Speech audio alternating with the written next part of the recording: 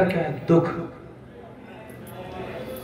लेकिन सबसे बड़ी बात तो हमें ये पहले अपने अंदर सोचनी चाहिए, चिंतन करना चाहिए कि हम सुख ही क्यों चाहते हैं। कभी हमको दुख भी चाहना चाहिए। सुख को चाहते हैं वो मिलता नहीं है, दुख को नहीं चाहते वो मिलता है। हम सुख को इसलिए चाहते हैं, आनंद को इसलिए चाहते हैं कि वेद कहता है आनंदो ब्रह्मेति विजाना, क्योंकि वो जो आनंद रूप ब्रह्म है उससे हमारी उत्पत्ति हुई है। इसलिए हम आनंद चाहते हैं, सुख चाहते हैं। उसमें अलग अलग जो मार्ग हैं उस आनंद को प्राप्त करने के लिए, ब्रह्म को प्राप्त करने के लिए। फिर वेद कहता है भोक्ता भोग्यम प्रेरितारम च मत्वा, जो आनंद रूप जो ब्रह्म है, सुख रूप जो ब्रह्म है, उसका थोड़ा सा डिवाइडेशन हो गया, भाग कर दिए। और कितने भाग किए? सर्वम प्रोक्तम त्रिविधम ब्रह्ममयि तत्। अगर किसी से कहा जाए ब्रह्म का चिंतन करो, ब्रह्म की उपासना करो, तो क्या करेगा? अहम ब्रह्मस्मि यही जपते रहो। लेकिन जब ये संसार की रचना हुई तो उसमें थोड़ा थोड़ा डिवाइडेशन हुआ, भाग किए। परमात्मा अलग होता है, जीव अलग है, माया अलग है। भोक्ता होता है जीवात्मा और भोग्य होती है जड़ वर्ग, जिसको माया कहते हैं। और प्रेरितारम होता है वो परमात्मा, सबके हृदय में व्याप्त है और सबको देख रहा है। ईश्वरः सर्वभूतानां हृदय से अर्जुन तिष्ठति। वो परमात्मा सबके हृदय में व्याप्त है, सबके हृदय में विराजमान है। उसका रूप भी देखो कितना बड़ा है और कितना छोटा है। 84 लाख योनियों में हाथी को ज्यादातर सबसे बड़ा मानते हैं और सबसे छोटा चींटी को मानते हैं। इसमें भैया करंट आ रहा है, 2 बार लग गया, इसको कुछ करो या दूसरा दे दो। छू जाता तो अर्थ मार जाता, पता नहीं है। तो जो परमात्मा है इतना छोटा भी है कि चींटी के अंदर है और चींटी के हृदय में भी है। वेद कहता है अणु प्रमाणा है, बहुत छोटा।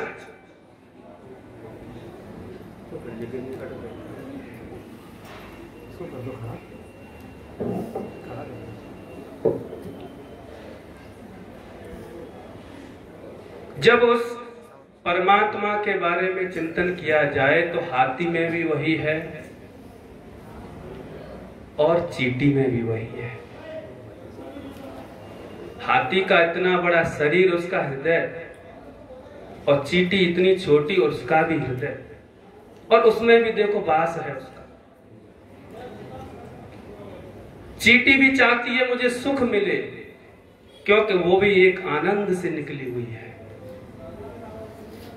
जैसे हम कोई पदार्थ या कोई वस्तु यहां से फेंके ऊपर की तरफ, वो क्यों आता है जमीन पे?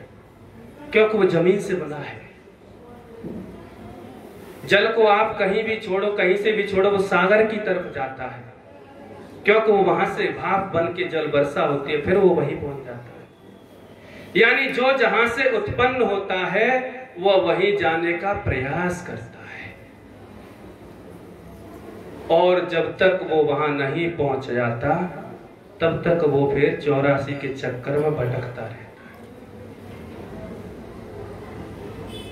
तो उस तत्व को, उस ब्रह्म को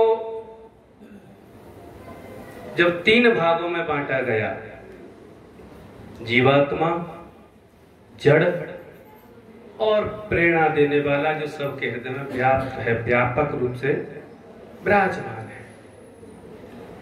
लेकिन भगवान देखता रहता है, कर्म करना तो हमारा काम है। जब सबने श्रवण किया है,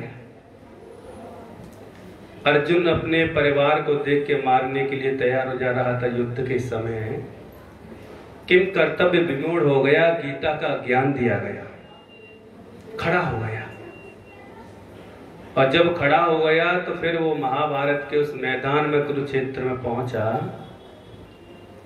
तो भगवान ने देखा कि मुझे खड़ा तो हो गया, लेकिन हे अर्जुन, जिस कार्य को तुम करने के लिए जा रहे हो ना, उससे पहले एक आराधना और कर लो। बोले किसकी करनी है? बोले शक्ति की। उस माता की आराधना करो। अगर उसका आशीर्वाद तुम्हें मिल जाएगा, वो प्रसन्न होगी आपसे, तो आपकी विजय निश्चित है। महाभारत के भीष्म पर्व को पढ़ो। अर्जुन ने वहीं उस कुरुक्षेत्र के मैदान में खड़े होके और भगवती की आराधना की, क्योंकि ये जीवात्मा है ना। जब उसने भगवती की आराधना की, भगवती प्रसन्न हुई और अर्जुन को आशीर्वाद दिया कि तुझे इंद्र भी नहीं जीत सकता, क्योंकि कर्ण के पास वो शक्ति थी, वो किसकी थी? इंद्र के माध्यम से आई थी। भगवती ने आशीर्वाद दिया, प्रसन्न हुई। भगवान ने कहा, बोले अब युद्ध करना है। यानी ये जो जीव है, भोक्ता, भोग्यम, प्रेरतारक, नीचे जीव है, बीच में ये जड़ रूप माया है और ऊपर है परमात्मा। केवल ये थोड़ा माया का जो पर्दा हमारे से हट जाए तो परमात्मा फिर वो तत्व अधिक दूर नहीं है। गीता में इसी बात को भूमि रापो नलो वायु खम मनो बुद्धि हे बच्चा अहंकारम इतियम में भिन्ना प्रकृति रष्टधा। ये जो 8 प्रकार की प्रकृति है, जिसमें 5 चित्त जल पावक गगन समीरा, मन बुद्धि अहंकार, और देखा जाए तो हम लोग इसी से पीले जा रहे हैं, इसी में सब घूम रहे हैं। ये जो भगवान की माया है बुरी नहीं है, क्योंकि शक्ति है भगवान की, लेकिन जब हम इसको अपनाते रहते हैं कि यही हमारा कर्तव्य है, इसी में घूमना, इसी की सेवा करना, तो वो कहती है बेटा इसी की सेवा करते रहो। नहीं तो भगवान का कार्य है, भगवान की जो माया है जीव को बार बार दंड देती है, बार बार उसको समझाती है कि यहां से थोड़ा सा अलग हो जा और उस शक्ति की आराधना कर, उस तत्व को प्राप्त कर। देवी भागवत महापुराण में सूत जी महाराज कहते हैं, ये जीव के लिए आराध्या परमा शक्ति ही सर्वैरपि सुरासुरै। यहां तक नहीं, सुर देवताओं के लिए भी है। अगर हम ये सोचें, भारत में एक बड़ी विडंबना है, बिना सोचे समझे जब किसी व्यक्ति का शरीर छूट जाता है तो सबसे पहले उसके नाम के सामने स्वर्गीय लगाया जाता है। लगाते हैं कि नहीं? लेकिन थोड़ा सा चिंतन करो, वो जो स्वर्ग है ना, उसमें और मृत्यु लोक में केवल इतना अंतर है कि वहां भूख प्यास और किसी से भय नहीं रहता। भय तो रहता है लेकिन आपस में नहीं रहता किसी से, और मृत्यु लोक में भय रहता है। बस इतना ही है। मान अपमान सम्मान वहां भी देखा जाता है। जब भागवत की कथा कई बार श्रवण की होगी, देवराज इंद्र की पूजा को बंद कराने का ये आयोजन हुआ तो इंद्र को कितना प्रकोप आया, कितना गुस्सा आया, कितना क्रोध किया उसने। 7 दिन तक ब्रजवासियों को परेशान किया। ऐसा नहीं कि वहां क्रोध न हो, मोह न हो, ममता न हो, सब है, केवल एक दूसरे से आपस में भय नहीं है, भूख नहीं है, प्यास नहीं है। बात बाकी सब है। इसलिए कभी हमें स्वर्गीय लगाने से पहले सोचना चाहिए, मृत्यु लोक में स्वर्ग लोक में इतना ही डिस्टेंस है, इतना ही अंतर है।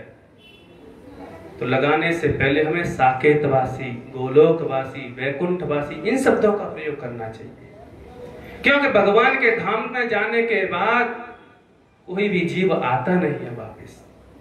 और स्वर्ग में जाने के बाद ते तुम भुक्त्वा स्वर्ग लोकम विशालम क्षीणे पुण्य मर्त्य लोकम विशंति एवं त्रयी धर्म मनो प्रपन्ना गता गतम काम कामा लवंते। जब तक पुण्य है तब तक बैठे रहो, भोगो आराम से, और पुण्य खत्म हुए तो वहां से ऐसे फेंक दिया जाता है, जाओ जहां तुम्हारा क्या कार्य है। जैसे घर में है ना, जब तक कमा के देते रहो तो बीवी बच्चे पुत्र सब प्रेम करते हैं, बड़ा प्रसन्नता है, और कमाना बंद करो ना तब जाके पता चलता है। तो सूत जी महाराज कहते हैं आराध्य परमा शक्ति ही सर्वैरपि सुरासुरैः, सुर और असुर सबको एक आराधना करनी चाहिए, तो किसकी? शक्ति की। और यही बात व्यास जी महाराज कहते हैं आराध्य परमा शक्ति ही यदा सर्वमिदं ततम। इस जीव को सभी प्रकार से उस शक्ति की आराधना करनी चाहिए। देवी भागवत महापुराण में बड़ी सुंदर एक कथा आती है। एक राजा सुरथ हुए थे, अन्य राजाओं ने आक्रमण किया, उसके राज्य को जीत लिया गया। अब राजा सोचने लगे कि मेरा राज्य तो छीन लिया गया, मेरे मंत्रिमंडल इत्यादि सब चले गए, अब मेरे को बंदी बना लिया जाएगा, मैं क्या करूं? किम कर्तव्य विमूढ़ हो गए। और जब तक जो परिवार वाले जब कहते हैं ना माया भगवान की, इसलिए कहती है भगवान की वो एक माया है, वो ऐसी शक्ति है कि जीव को जब कष्ट होता है, दुख होता है, तो कहती है आजा भगवान की तरफ। लेकिन ये जीवात्मा फिर बार बार ये जीव फिर वही सोचता है, वही चिंतन करता है। राजा सुरथ का राज्य छीन लिया गया, अब सोचने लगे मेरे मंत्रिमंडल चले गए, मेरी प्रजा का क्या होगा। और अंत में जब सोचा कि मेरा क्या होगा, तुरंत राज्य को रात्रि में छोड़ दिया। बोले कहा ऐसा ना हो कि दुश्मन मुझे पकड़ ले और घसीट के मार दिया जाए। रात्रि में गए, घोड़ा को उठाया, जंगल में निकल गए, आ गया बैराग। और जब जंगल में पहुंचे तो वहां देखा सुमेधा ऋषि गुरुकुल चला रहे थे, विद्या अध्ययन करा रहे थे, ब्रह्मचारियों को बैठे थे पास में। और जाके जिसको भय होता है ना, और उस व्यक्ति को आप खाने पीने की और उसकी कहो ना, तो उसको वो भी अच्छा नहीं लगता। इतना अगर चिंतन हमारा साधना में लग जाए तो भगवान ज्यादा दूर नहीं है, लेकिन इतना चिंतन होता नहीं हमसे। जब राजा सुरथ सुमेधा ऋषि के पास पहुंचे, प्रणाम किया, ब्रह्मचारियों ने स्वागत किया, गुरुदेव की आज्ञा हुई, आसन दिया, तो राजा बैठे नहीं। जब ऋषि ने ज्यादा कहा तो बैठ गए। बैठने के बाद ऋषि ने पूछा, बोले आपके चेहरे पे ऐसी उदासी, एक राजा को ऐसा हमने तो कभी नहीं देखा, एक राजा को प्रसन्न होना चाहिए। तो उन्होंने फिर अपनी आप बीती संपूर्ण कथा सुना दी। ऋषि ने कहा कोई बात नहीं, अब आप मेरे आश्रम में आ गए, कोई चिंता की बात नहीं है। और वास्तविकता यही है, जब हम गुरु के सानिध्य में होकर अपना जीवन जिए, गुरु के द्वारा बताए गए मार्ग का थोड़ा सा अनुसरण करें, तो ये भगवान की माया हमारे ऊपर कोई प्रभाव नहीं डालेगी। क्योंकि भगवान और गुरु में कोई अंतर नहीं है।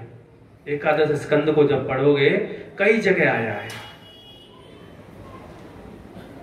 राजा रहे, शक्ति की उपासना बताई, ऐसे करनी है। संयोग बस एक वैश्य भी वहां पहुंच गया, उसके घर वालों ने, उसकी बीवी ने संपूर्ण धन छीन लिया और उसको बाहर निकाल दिया। उसका नाम था समाधि। जब वो पहुंचे, राजा वृक्ष के नीचे साधना कर रहे थे, मंत्र का जप कर रहे थे। राजा ने देखा कि कोई आया है, तो वही कथा उसकी थी, वैश्य की। अब आपस में दोनों जब मिले तो एक का राज्य छीन लिया गया और एक के परिवार ने भगा दिया गया। तो जब परिवार ने भगाया, दोनों में वही चिंता, अब क्या करें। जैसे भगवान राम बिना पत्नी के थे, एक लीला के तौर पे देखा जाए, और सुग्रीव भी बिना पत्नी के थे। दोनों ने आपस में मित्रता की, और बताओ पत्नी दोनों की मिली कि नहीं। ठीक इसी प्रकार समाधि ने भी और सुरथ ने, दोनों ने मित्रता की। गुरुदेव से जाके पूछा कि ऐसे ऐसे मैं परिवार से भगा दिया गया, निकाल दिया गया हूं, मुझे अब उस तत्व को प्राप्त करना है। देख लिया संसार में कोई किसी का नहीं होता है। बड़ा वैराग्य आया। गुरुदेव ने साधना बताई और शक्ति का मंत्र दिया, बोले इसका जप करवा। दोनों ने बड़ी साधना की। 1 वर्ष पहले फलाहार में रहे, दूसरी वर्ष प्रारंभ हुए तो जल और पत्ते लेते थे, तीसरा वर्ष प्रारंभ हुआ तो पत्ते भी छोड़ दिए, जल में रहे, वायु में रहे। ऐसे करके अब साधना प्रारंभ की। 4-5 वर्ष हुए तो दोनों ने अभ्यास किया। बोले शक्ति की उपासना हम कर रहे हैं, लेकिन लगता नहीं है कि हमें वो तत्व प्राप्त होगा। दोनों ने एक कुंड बनाया और ये संकल्प किया कि अब हम इस शरीर को छोड़ देंगे, और वो शरीर से काट काट के वो हवन करने की योजना बनाई। कुंड बनाया, शरीर को काटने के लिए तैयार थे, तब तक शक्ति प्रसन्न हुई। उस माता ने उस शक्ति रूप में जो प्रकट थी, उसने पूछा, बोले क्या चाहिए आपको। तो राजा सुरथ थे, उन्होंने वही कहा कि मेरे दिमाग में एक ही बात रहती है, मेरी पत्नी, मेरे बच्चे, मेरी प्रजा, वो पता नहीं कैसे रह रहे हैं, मुझे मेरा राज्य चाहिए। शक्ति ने कहा ठीक है, तुम्हारे मंत्रीगण आएंगे, तुम्हें ले जाएंगे, तुम्हारा राज्य वापस हो जाएगा। वैश्य से पूछा तुम्हें क्या चाहिए। वो जब मुझे अब ना तो मेरी पत्नी चाहिए, ना मेरा पुत्र चाहिए, ना मेरा घर चाहिए, मुझे तो वो तत्व चाहिए, वो ज्ञान चाहिए, जिसको प्राप्त करने के बाद इस संसार में वापस ना आया जाए। यानी साधना दोनों ने बराबर की, एक ही मंत्र का जप किया, लेकिन जो बुद्धि है ना हमारी, ये बार बार उसी चिंतन में जाती है संसार के में। आराध्या परमा शक्ति ही, इस जीव के लिए अगर कोई आराधना करने के योग्य है तो वो एक शक्ति है, वो तत्व है। उसकी जब आराधना की जाए, उसकी जब उपासना की जाए, और उस उपासना में सबसे अहम भूमिका हमारे पास होती है तो गुरुदेव की। गुरु बिन भव निधि तरह न कोई, जो बिरंच शंकर सो। ब्रह्मा हो चाहे शंकर जी हो। ये तो अभी हमारे राघव जी बता रहे ना, मानस में आया है, शिव चतुरानन जाहे डराई, अपर जीव लेखेत न माई। ऐसी कुछ चौपाई आती है। यानी ये जो भगवान की माया है, अगर गुरुदेव की कृपा हो जाए, गुरुदेव की करुणा हो जाए, दया हो जाए, तो जैसे सुमेधा ऋषि ने सुरथ और राजा सुरथ के ऊपर और समाधि वैश्य के ऊपर जो कृपा की, करुणा की, जिस मार्ग का अनुसरण उनको बताया, उस मार्ग को प्राप्त किया, तो जैसे उसमें राजा सुरथ था, यही स्थिति हम लोगों की है। हम लोगों को मार्ग बताया जाता है तो बार बार पर उसी संसार का चिंतन होता है, वो संसार ही हमें प्राप्त होता है। समय निर्देश दे रहा है, शेष चर्चा कल करेंगे। बोलिए सतगुरुदेव भगवान की।